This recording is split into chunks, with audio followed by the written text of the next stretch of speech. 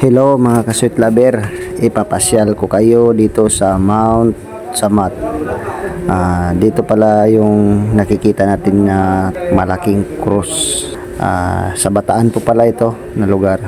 First time kong nakapasyal dito mga ka-sweet lover, kaya isasama ko na kayo sa ating pamamasyal dito sa Mount Samat. Enjoy mga ka-sweet lover sa panonood. Pagkatapos ko pong naparada yung sasakyan, punta muna tayo dito sa kanilang briefing area. After nun, umakyat na nga kami at dito kami sa unang paliko. Bali parang 5 ikot-ikot siguro yan. Nakalimutan ko na pala kung anong taas nito. Basta may kataasan rin mga ka-sweet lover, pero kaya naman lakarin. Dati daw pwede ipasok yung sasakyan papunta sa taas. Ngayon bawal na po. At ito na po yung mga nakikita natin sa taas.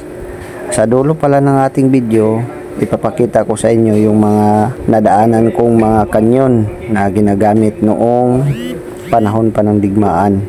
At malapit na pala tayo sa tuktok. Dito na nga tayo. Noon pwede dyan papasok sa malaking cross na dyan, sasakay ka ng elevator hanggang doon sa taas, pero ngayon bawal na daw dahil may kalumaan na. Ngayon close na.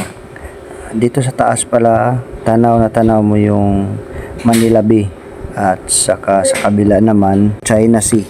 At ito pala yung mga kanyon na sinabi ko kanina na daanan ko papuntang pataas.